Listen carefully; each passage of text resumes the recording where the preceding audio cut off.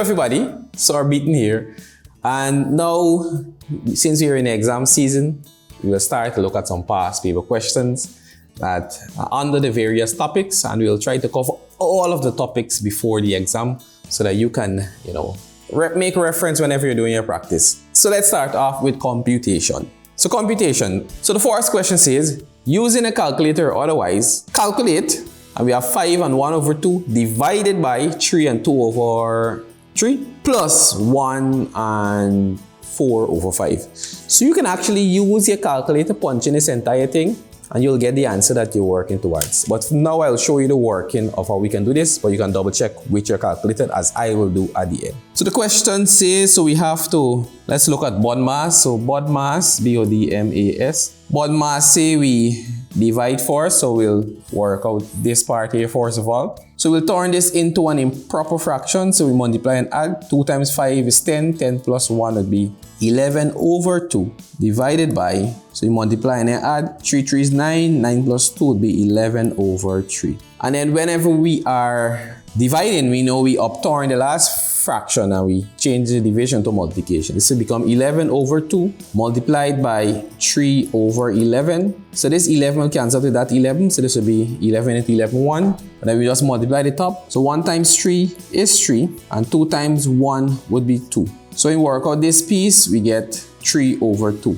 And then we add that to 1 and 4 over 5. So we'll change that to an improper. So we multiply and then add. 5 times 1 is 5. 5 plus 4 would be 9. So we have 3 over 2 plus 9 over, and we put back the 5. And now we can work this out. So the LCM here would be, LCM of 2 and 5 is 10. So 10 divided by 2 is 5. Multiply that answer there. 5 times 3 would be 15 plus 10 divided by 5 is 2. We multiply that answer there. So 9 times 2 is 18. So this will then give us 15 plus 18 would be 33 over 10. And 33 over 10 can be simplified to, so 10 into 33 would be 3, and we will remainder of 3, and we put that over 10. So the answer is 3 and 3 over 10. So what I will now do, I will now double check with my calculator to make sure that my answer is correct, and that is one thing you want to do in your exam. So I will have 5 and 1 over 2 divided by 3 and 2 over 3 plus 1 and 4 over 5. I'm going to end up with 3 and 3 over 10. As long as you punch it in correctly, you will get that answer. And that is how we can guarantee that these 2 marks all belong to us. So let's move on. So the next one says, so we're using our calculator again, 165 multiplied by 0.38 squared, giving your answer as an exact value. So let's answer that one. So we have 1, 1. So we have 165 multiplied by 0.38 squared. So we want to punch this entire thing in our calculator. So what we'll do, I'll type 165 multiplied by 0.38, and then I square that. And the answer that I will get will be 23.826, and that is my answer as an exact answer. So 1 mark there. So the next part is B1. Write your answer in A2, correct to 2 decimal places. So I want 2 decimal places for this number. So I know 4 decimal places. I count, in this case is 2. I count 2 numbers after the decimal point, 1, 2. And then we look at the number after where we stop. So since this number is 5 and more, we add 1 to that. So here would be 23.83 to 2 decimal places. And then for the second one, I want to write it to 3 significant figures. For significant figures, we start counting from the first non-zero value. So this would be 1, 2, 3. Then of course, I look at the number after where we stop at, which is 2. So since this is not 5 and more, we leave this as it is. So 3 significant figures will be 23.8. And I can put 3 significant figures. Then the last one asks us to the nearest whole number. So the nearest whole number would be, so let me just erase all of the decoration around the number. So the nearest whole number would be all these numbers here before the decimal point. So of course I look at the first number after the decimal point, which is 8. So because this is 8, I add 1 to the whole number. So this will become 24. and that is to the nearest whole number. And as long as you do these 3 things or 4 things, 4 marks all belong to you. So the exam just started and you already have 4 and 2, 6 marks. So you're off to a good start. So let's proceed to some other questions. So this question says, using your calculator or otherwise, evaluate each of the following, giving your answer to 2 decimal places. So the first one, I have 73.18 subtract 5.23 multiplied by 9.34.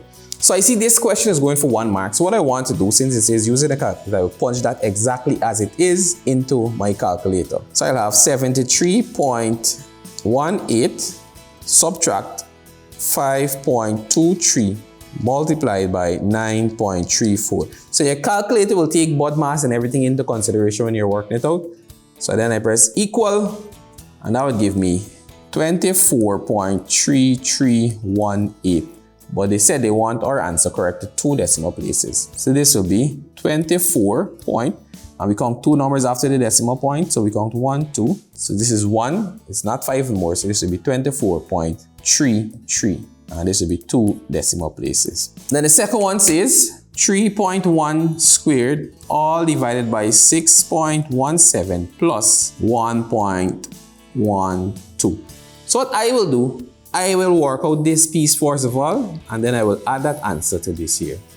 So what I will have 3.2, and I square that divided by 6.17. And then I add the 1.12. And that would give me an answer of 2.7796434336. And they want my answer correct to 2 decimal places. So I count 1, 2 numbers after the decimal point. So this is 9. So this is 5 and more. So I add 1 to the previous one. So this will become 2.78. And this will be correct to 2 decimal places. And that is how you work out these questions. 2 marks, once again, very simple stuff. Things that you can actually get on your calculator.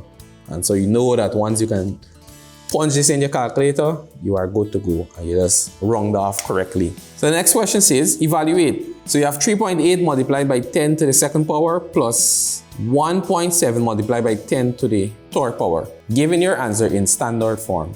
So what I will do, you can either do 2 things. You can either punch this entire thing in the calculator, or we can simplify this and then simplify this and then put our answer, add the 2 together and then put our answer in standard form. So it goes to 2 marks. So let's do that. So 3.8 times 10 to the 2nd power, that would simply be 3.8 multiplied by 10 to the 2nd power is the same as 100. So this will be 1, 2. So this is actually 380 plus, so next one will be 1.7 times 10 to the 3rd power. This is 1.7. So 10 to the 3rd power, we just move this 1, 2, 3 times. So this will be 1,700. So 1,700. So we add those 2 together. So 380 plus 1,700. That would give us 2,080. And then I want to write this in standard form, so I know the decimal point is here. So I jump 1, 2, 3. So this will become 2.080. Or we can leave out a 0. We can leave out a 0 since 0 there has no significance. Multiplied by 10. Now for standard form, you're always multiplying by 10. And now this 10 has to be raised to a certain power. The power will depend on 2 things: the direction that you move and how many times you move into that direction. So because we went into that direction, the power above 10 will be positive. So we saw that we move 1, 2, 3 times, so this will be 10 to the 3rd power. Another way to determine whether the power will be positive or negative, if the original number, which is 2,080, if that original number is more than 1, then the power will be positive. And if the number is less than 1, then the power will be negative, like a number like 0.0032. We know this number is less than 1, so whatever power will be negative. So that is that question. So let's carry on to the next one. So this one says 1/2 multiplied by 3/5 all divided by 3 and 1/2, giving your answer as a fraction in its lowest form. So they did not state using a calculator otherwise, or I think it's a continuation from question. Yeah. So we can use our calculator as well, but you know, we can use our calculator after we finish doing our working. So what I will do, I will work out what is going on at the top, and then I will divide it by the bottom.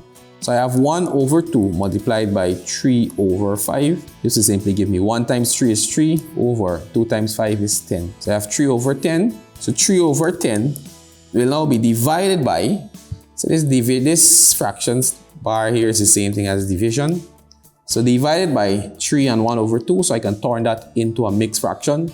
So multiply and then add. So 2 times 3 would be 6. 6 plus 1 would be 7 over 2. So I keep change flip.